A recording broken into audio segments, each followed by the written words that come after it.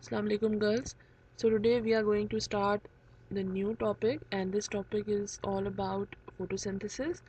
How does photosynthesis takes place in the leaves, and what is the mechanism? So actually it is the synthesis of glucose, which is the plant food, from carbon dioxide and water. So carbon dioxide and water is used in this process in the presence of sunlight and chlorophyll also, which is present in the leaves, and oxygen is released as a byproduct which is used by humans. As we know, photosynthesis is an anabolic process. Why anabolic and why not catabolic? Because catabolic process is a process of breakdown, and anabolic process is a process of building. So we are building glucose, like we are producing glucose, and that is why it is an anabolic process. It is the most important biochemical pathway, and nearly all life depends upon it. Why? Because these are the producers, and the only producers on the planet is our plants. So there are many coordinated biochemical reactions that occur in plants, and some algae and some bacteria. So actually some of the protists, like the protista, for example algae, and some of the bacteria, they are also photosynthetic, but majorly we talk about plants. Okay, so this is the balanced equation of the photosynthesis which you must learn.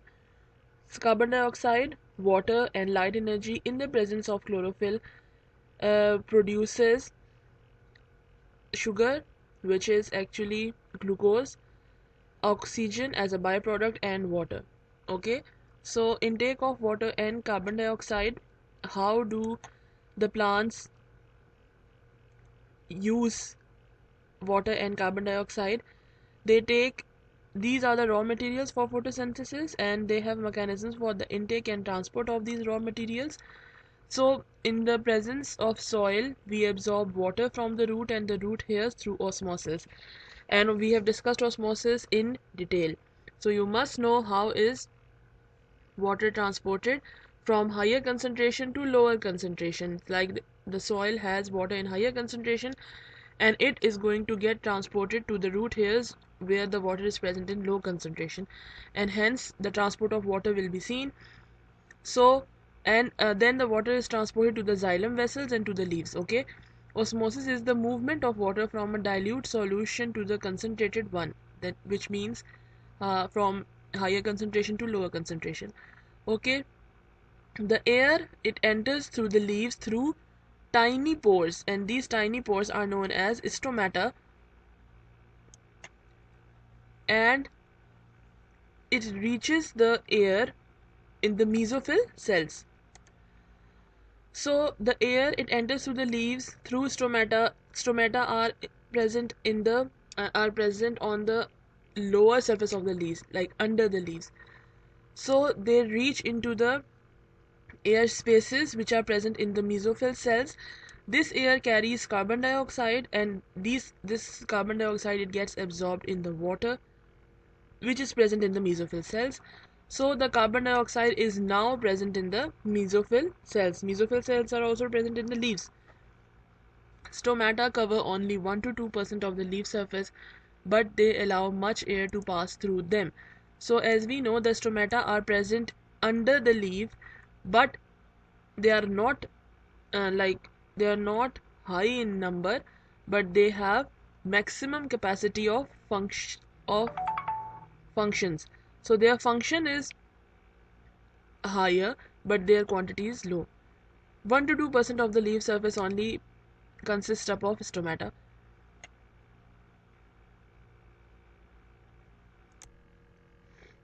So photosynthesis, it occurs in two phases. This is the mechanism of photosynthesis.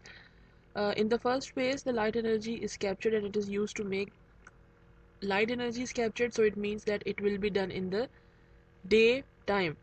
These reactions are known as light reactions, and they take place on the thylakoid membranes of chloroplast. During the second phase, carbon dioxide is reduced to make glucose. In this phase, the energy from the, like we have produced the molecules of ATP and NADPH. These both are what? These are the currency of energy. So these are like coins of energy. We are going to produce them in the presence of light, and then we that is why we call them light reactions. And in the second phase, the carbon dioxide is reduced to make glucose. So carbon dioxide is reduced in the second step, and the energy from these molecules ATP and NADPH is also utilized.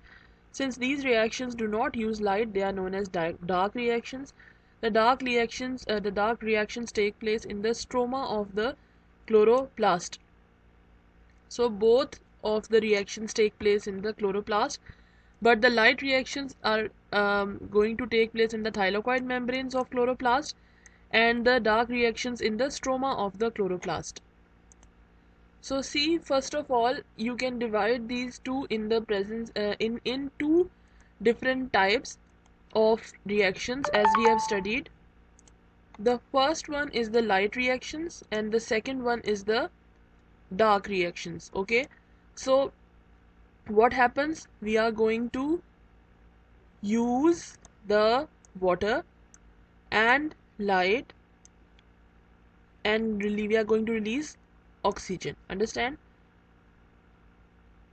Then light reactions are going to do what? They are going to produce ATP and NADPH. Till here the light reactions are completed. Understand? The CO2 is also absorbed, but it is not used in the light reaction. So we are going to mention the carbon dioxide in the dark reactions. Then till here the process occurs in the daytime. Then at the night time, what happens? These ATP and NADPH molecules are used, and what happens? Sugar is produced in as a result of dark reactions, and then NADP and ATP are again formed. It means that they do not contain energy now, and carbon dioxide is used, glucose is formed by the result of dark reactions, and all this process is going to take place where? In the chloroplast. Understand? So the light reactions are going to take place on the thylakoids and the dark reactions in the stroma. Now nicotinamide adenine dinucleotide, this is the full form of NAD, and here there is a plus sign, NAD plus.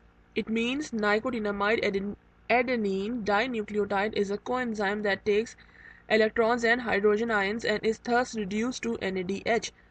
So as we have already studied what is reduction and what is oxidation, you can refer to the start of the chapter and then you will understand. One form of this coenzyme also carries phosphate in it, and that is why we call it NADP.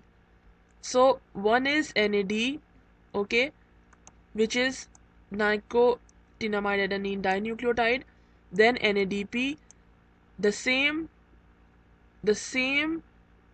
coenzyme is there but with the presence of phosphate, so we call it nicotinamide adenine dinucleotide phosphate.